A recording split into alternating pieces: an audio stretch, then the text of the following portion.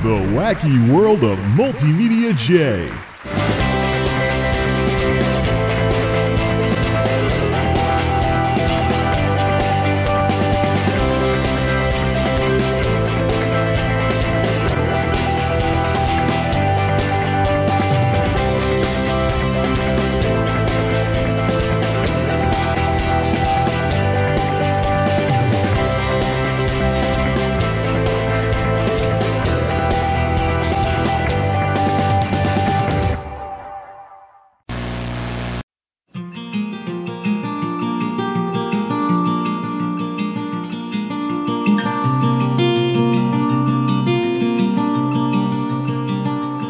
My truncated weekend is drawing to a close very, very quickly, but I'm not going to sleep tonight until one more thing happens.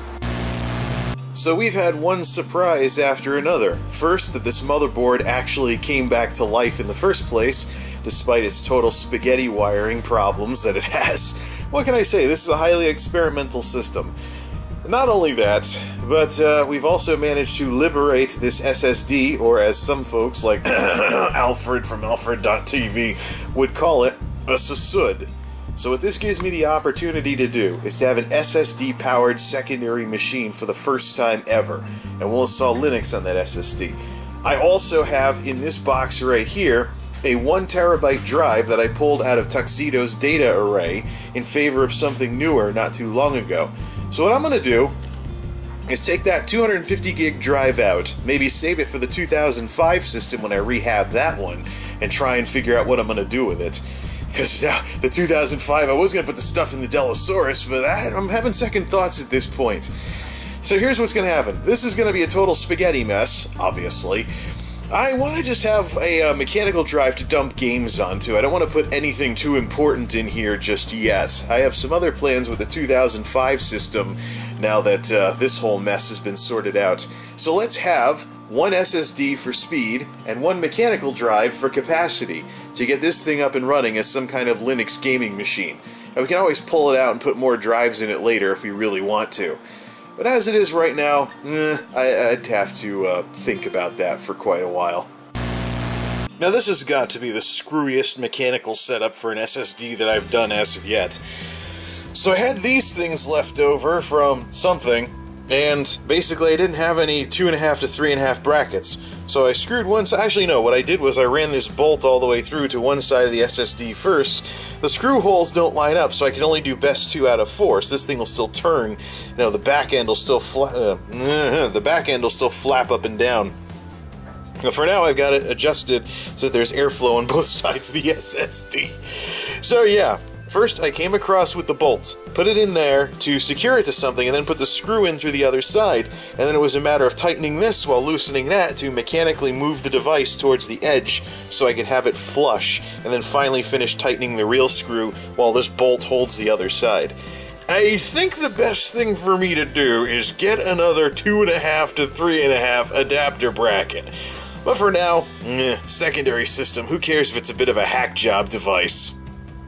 The stupid part is, with this kind of setup, I could have put it in this, halfway up, and then just bungeed the heck out of it for airflow with air coming over this fan, but I don't really have heating issues with these sorts of things anyways. The big thing is, just like in Tuxedo, I put the solid-state drive under the mechanical drive, because these things tend to generate more heat, so let it go up and cook the floppy drive instead of my SSD. And whatever the SSD generates, this drive's old anyway, so the newer drives have a lot better spin-up times, and I'm finding that Seagates, I'll probably keep at least one Seagate for the use of Disk Wizard, but Hitachi Global Storage is sounding like an interesting drive brand more and more by the day for me. Alright, let's quit with this crap and get this mounted. I want to get some Linux going before calling it a night, darn it. There, we're hooked up. One solid state, one mechanical. One mushroom, one pepperoni, or something, yeah. And enough spaghetti to make people wonder why I'm not pouring red sauce all over this computer. Yeah, it's... well, you know what, it's a secondary system. Plus, airflow, I mean, these cases you could have a total mess going and there'll still be enough airflow. Ooh, hard drive's a little loose. Hard drive cable's a tad loose. Maybe I need a better cable for this. That might be a problem. Yeah, let's bring in a better SATA cable before we apply power. A bit more red, a bit less yellow. A bit more ketchup, a bit less mustard, but still, plenty of spaghetti to go around.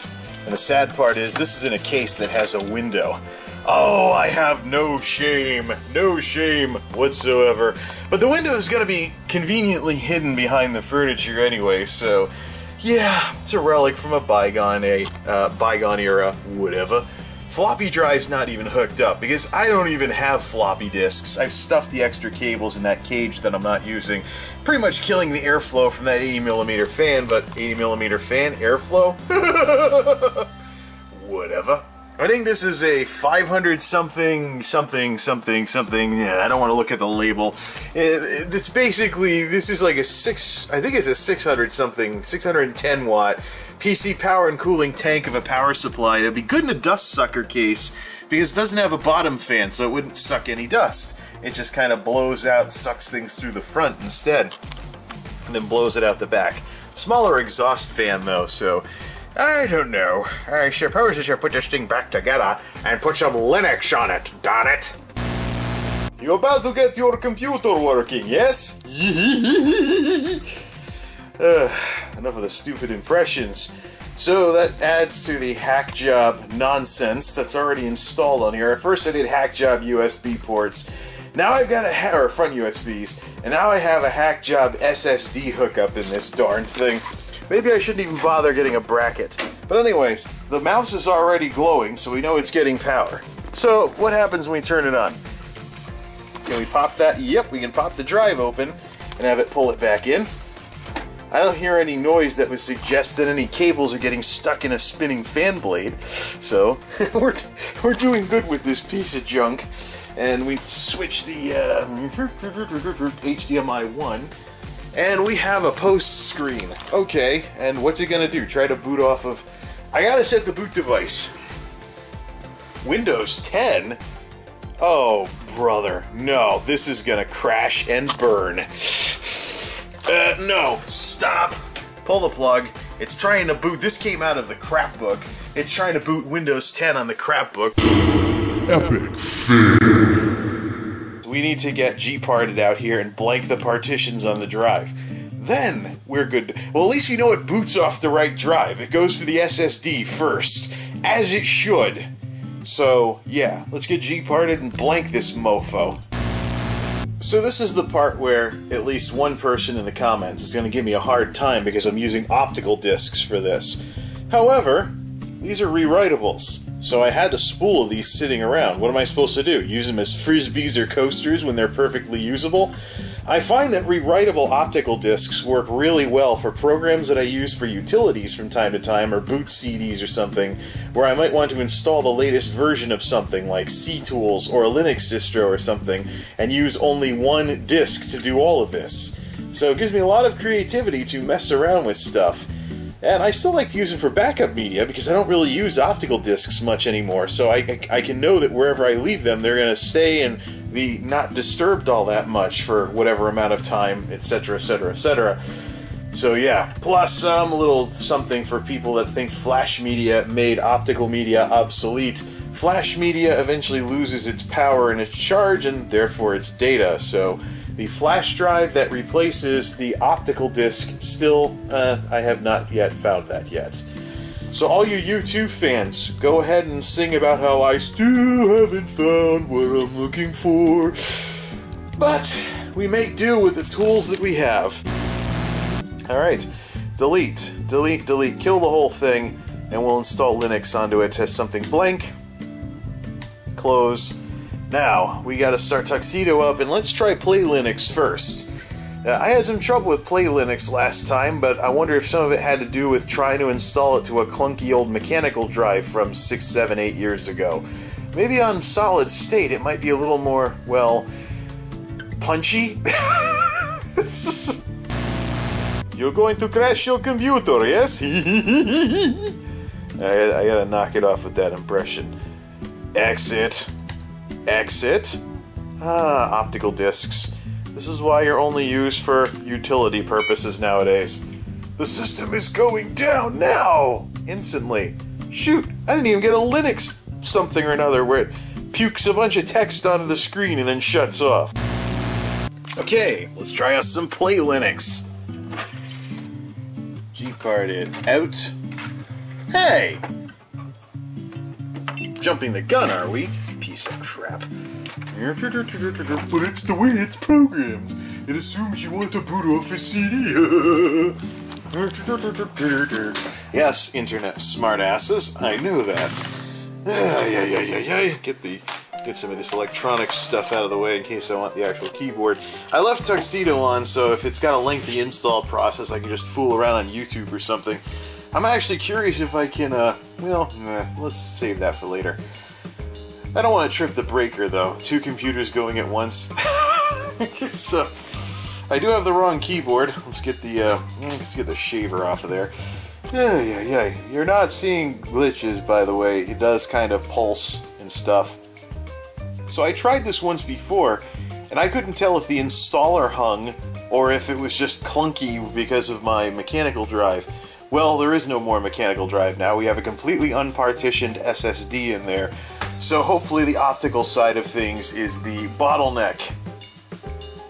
So yeah, this actually represents the first time I've had a Linux machine or secondary machine that could run Linux that is in the ballpark of not being generations and generations behind my primary system.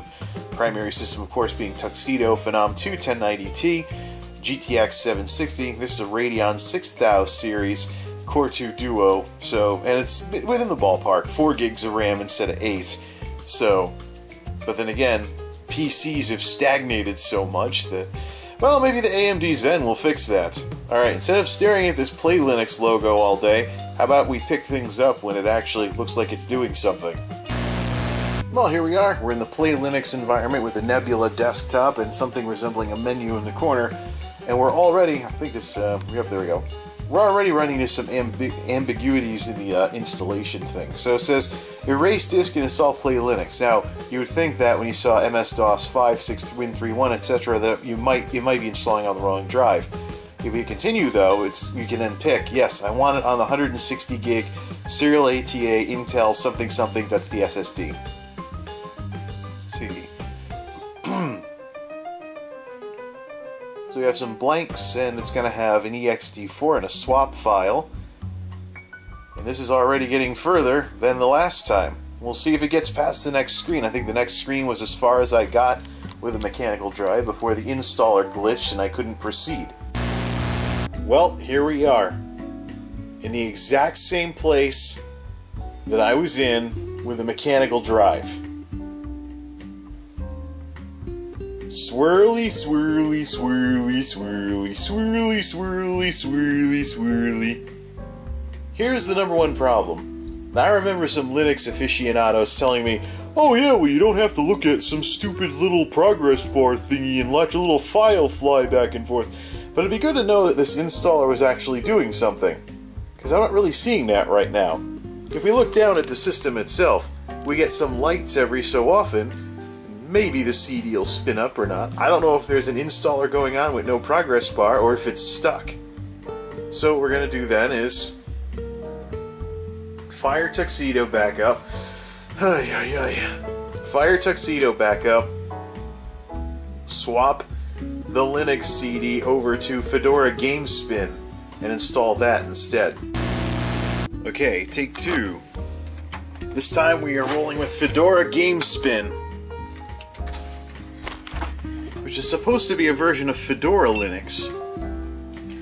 That is obviously some kind of focus on gaming.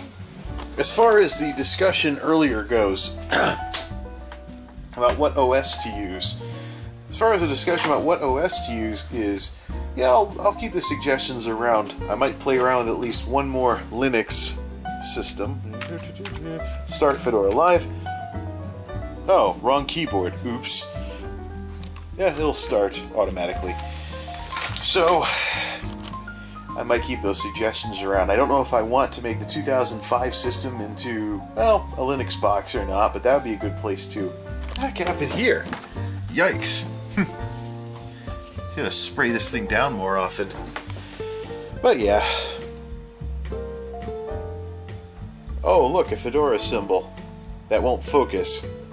Well, I already know how this works. So we'll get Fedora up and running and then, well, something. So yeah, I'll keep the suggestions around because the 2005 system can become a Linux box too, and the 2005 system can be a lot more experimental than what I'm doing with the Silver Bullet. So we'll figure it out. I have some other ideas as well, but we'll cross those bridges when we get to them. There we go. Now this is what I'm talking about. The Fedora environment kind of reminds me of Mac OS because it's got blue and stuff on the top and stuff on the bottom. However, yeah, what is this down at the bottom?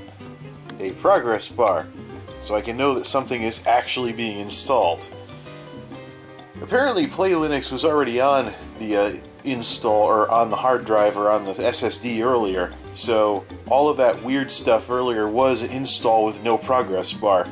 But I couldn't tell for certain, so how was I supposed to know? I mean, I'm looking right now, and as the progress bar advances, the lights are blinking away on the system, both on top and on bottom. Or both on the SSD and on the optical drive. So anyways, we'll play with this for now. I suppose I could try another distro later, because this is basically going to be a throwaway console replacement, if you could even call it that.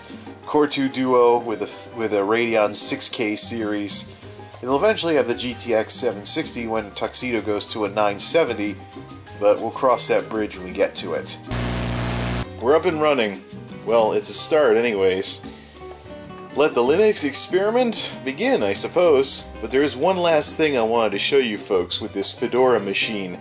Well, it's running Fedora for the time being. We'll try the Fedora game spin and then maybe check some other distros later on. Plus, the 2005 system I think is going to stay in its case now. I've got some plans for the Delosaurus and some of the other machines as well to get those up to par here. Okay, let's quit fooling around here. Let me show you something a little interesting. Now, if you use Windows machines, you're probably familiar with how they start up and shut down, right? And the time it takes for them to do that? Watch this. With a fresh installation of the game version, or the gaming version, of Fedora, and an SSD from nearly 5 years ago. Watch this. With a Core 2 Duo and a DDR2 motherboard, a machine that was a good machine nearly 10 years ago. I think I built it in 07 actually. 4 gigs of RAM.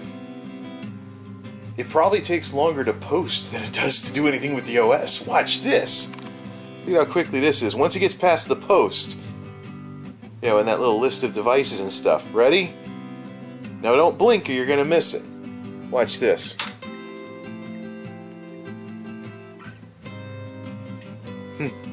Changes that. Little Fedora thing appears. We're in. Cha-ching! And this is actually, I haven't used Fedora since Fedora Core 5 actually. This kind of reminds me of using a Mac with a thing in the upper, you know, the menu up top and little things on the bottom. So anyways, look at how quickly this is to shut down now. So I thought that the Debian distro that Gparted runs off of was a fluke because it was on a live CD and not on a hard drive. Check this out. Ready? 3, 2, 1. It's off. Already. That's the shutdown sequence for Fedora. Now I just gotta learn how to install some games on this as well as the Steam client. We'll play with this for now. I could always try non-gaming focused distros like Ubuntu and Linux Mint, but there is going to be more fiddling with Linux going on than just the Silver Bullet being turned into a gaming machine, just to play around with Linux gaming. We'll definitely do some more stuff with this. Till next time, this is MultimediaJay signing off. Thanks for stopping by.